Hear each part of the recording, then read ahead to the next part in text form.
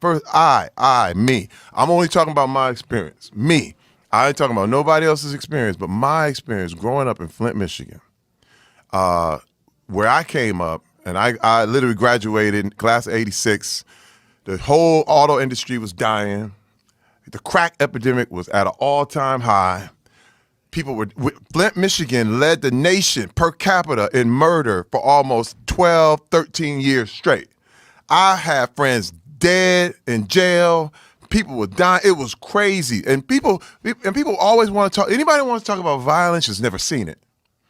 I'm trying to tell you, when you talk about violence for real and you see it, it's like, it's one of the scariest, most crazy things you've ever seen in your life.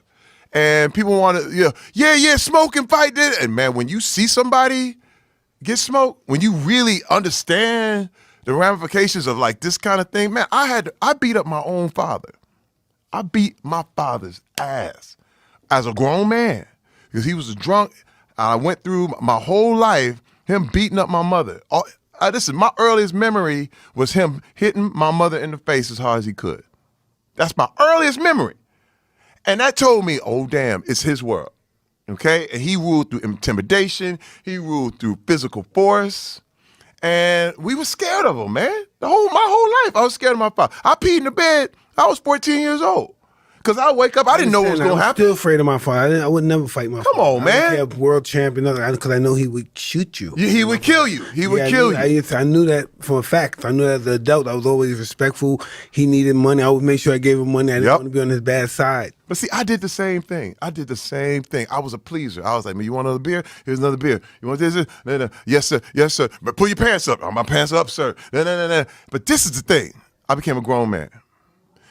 And I said, look, I'm going to bring my family home. I'm going to bring my kids home for Christmas. I'd played in the NFL. I had done this thing. I said, listen, I'm going to bring my kids home for Christmas. I said, please, just don't act up. Just please. My kids have never seen it. My kids have never seen nothing crazy. Man, I bring them home. I'm out there hanging out with my wife and my kids. I'm hanging out with my wife. We about to go out. My kids are left at my home. Man, I get a call from my aunt. Oh, my God. He hit your mama in the face. He knocked her tooth sideways. He knocked her tooth loose. I said, what? Are you kidding me? Like, I spent my whole life trying to keep my kids out of this. And all of a sudden, I bring you home one time. I just ask you promise me you're not going to trip? And he just did that to show me he could do whatever he wanted to do. I said, take the kids to the aunt's house. I dropped my wife off at the aunt's house. I drove to the house. I went home. He was still there. I said, man, it's me and you. And I beat his ass for hours. Now, Mike, let me tell you something. What blew me away, though, I thought I would feel some satisfaction from that. I thought I would get some sort of release, and I got nothing. Man, look, I was sitting there like, this don't work, dog. This don't work. I got revenge. Wait, I got all the revenge I wanted. He was laying there talking about, do him, please. Because he an old man now. You know what I mean? And I'm going, all right, hey, man, all this beating people ass stuff, it don't work.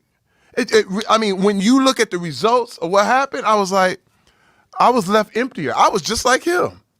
And I was done. I said, you know what? It's just not the way. It's just not the way to go. I choose to not go that route. So tell me, do you feel you have a temper?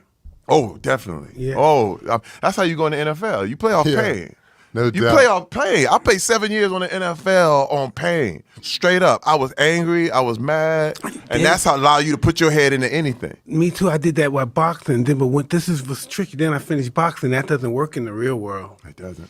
No, that stuff doesn't work in the real world. Being tough doesn't work in the real world. You gotta be smart. Homie, it's like the military. Oh, it's like the military. You know, imagine when you're in a war zone. Yeah. You know, Mike, I know vicariously your experience. You know what I mean? I didn't live it, but I know the people I understand you because I feel your pain. I feel a lot of what you came up in. And I understand how you became the best boxer who ever lived. I definitely understand it. But that shit don't work in the real world. No, not a little bit. Man, wait, first of all, I had so many things, man. I would yell. And this, I never hit my wife, never did anything like that. But man, I yell the hell out of her. Like, I would create such a scene that was like, man, this dude. And now look, my wife has seen me throw people over her head.